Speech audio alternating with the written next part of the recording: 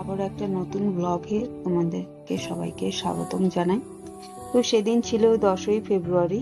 তো ফার্স্ট সকালে মানে প্রায় আমি তখন স্নান করে সবে উঠেছি। সেই সময় 10টা নাগাদ আমাকে হঠাৎ ফোন আসে যে এক্ষুনি তুমি চলে এসো, আমার দাদার আর কি বিয়ে হয়েছে কতদিন, তো ভাবি সাজবে।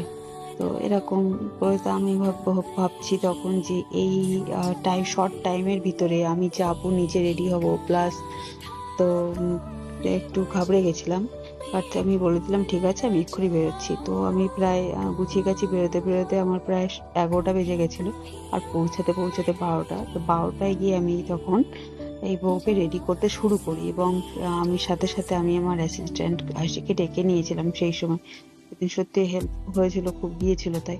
তো আমি তাড়াতাড়ি করে গিয়ে ওকে আমার সঙ্গে নিয়ে ক্রিম্পিংটা তাড়াতাড়ি করতে বলি, এবং বাকি কাজগুলো আমি ওকে রেডি করতে থাকি। এছাড়া খুব তাড়াতাড়ির ভিতরে কিন্তু দেখো, মানে তোমরা হয়তো ভিডিওতে অতটা বুঝতে পারবে না, আমি খুব চট জলদি কাজটা করেছিলাম, যত তাড়াতাড়ি সারা যায়। যেহেতু হাতে আমি আগে কোনো প্রিপারেশন নিয়েছিলাম না, 12টার মধ্যে যেখানে বউকে রেডি করতে হয় সেখানে সেখানে আমি 12টায় গিয়ে সেখানে পৌঁছিয়েছি। তো খুব টেনশনের মধ্যে দিয়ে কাজটা করছিলাম, এবং ভাবছিলাম যে যত তাড়াতাড়ি সম্ভব আমার তাকে ছাড়তে হবে। তো সেক্ষেত্রে আমার প্রায় 2 ঘন্টা তো আমাকে ম্যাক্সিমাম লাগেই একটা কমপ্লিট করতে। আর তো আমার 2টোর মধ্যে তাকে আমি কমপ্লিট করেছিলাম। তো তাড়াতাড়ির ভিতরে তাকে একটা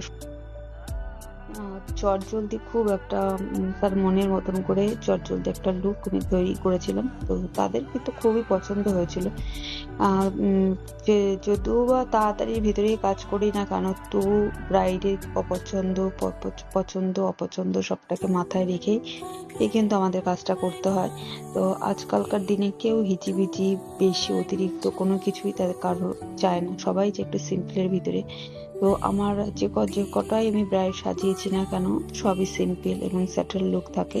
তো তোমরা দেখে বলো যে কেমন হয়েছে লুক, মানে এই ওভারঅল লুকটা।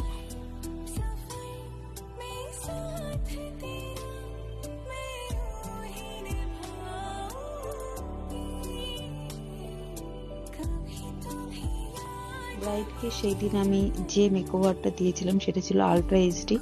তো যারা চাইছো এই বৈশাখ মাসে বুকিং নেবে বা বৈশাখ মাসের জন্য, তো তারা কন্ট্যাক্ট করো। আরো থানার পিছনে চিলড্রেন মডেল স্কুলের সামনে আমাদের শপটা আছে, এবং পার্লারটি হয়েছে উপরে। তো তোমরা যারা চাইছো যে আমার সঙ্গে যোগাযোগ করতে, তো ফোন নাম্বার তো মেনশন করে দেওয়াই থাকে, ফোন নাম্বারে কন্ট্যাক্ট করে নিতে পারো। আর যে বা যারা বুকিং নিতে চাইছো বা করতে চাইছো, প্লিজ তারা মোটামুটি 1 মাস আগে যদি আমার সাথে একটু কন্ট্যাক্ট করো তাহলে খুব ভালো হয়। সেক্ষেত্রে তোমাদের সাথে একটা আলোচনা করেই কিন্তু আমরা লুকটাকে একটা সেট করতে পারি। তো লুকটাকে সেট করতে পারলে, আগে থেকে সেট করতে পারলে তোমাদের ক্ষেত্রেও খুব ভালো হবে, এবং আমার ক্ষেত্রেও খুব ভালো হবে, জিনিসটাকে খুব সুন্দরভাবে আনা যায়।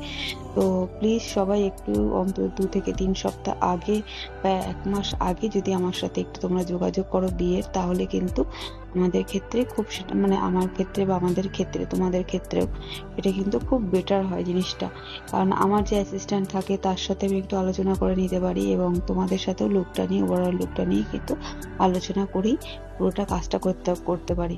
তো সবসময় একটা আলোচনার পরিপ্রেক্ষিতে যদি কোনো কাজ হয়, সেক্ষেত্রে কাজটা খুবই সুন্দর হয়, সুন্দরভাবে করা যায়। তো আচ্ছা, এই লুকটা তোমাদের কেমন লাগলো আমাকে জানিও। তো দেখো প্রায় কমপ্লিটের দিকে।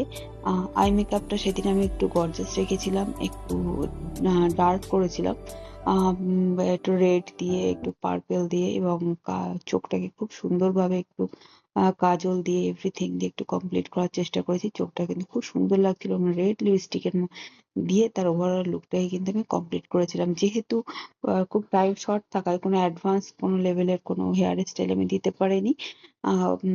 সিম্পল একটা পাফ করে সামনে আমি করেছিলাম, যেটা নর্মাল চলে আর কি, নর্মাল। কিন্তু কেউ যদি অ্যাডভান্স হেয়ার স্টাইলের জন্য বুকিং করতে, তোমরা যদি কেউ মনে করো যে আমি অ্যাডভান্স হেয়ার স্টাইলের মধ্যে করব, তো সেক্ষেত্রে একটু চার্জটা একটু বেশি পড়বে।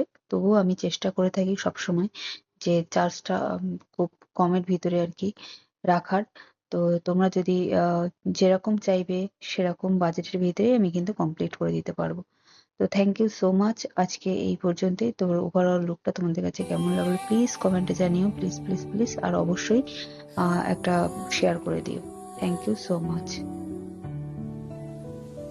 मेरे तुम्हारे ख्वाब वो सारे देखे थे जो सच होंगे नहीं, होंगे जुदाना तुमने कहा था आएगा पर ये सोचा नहीं, ये भी कहा था तुमने मुझे मैं भूल न जाऊंगा,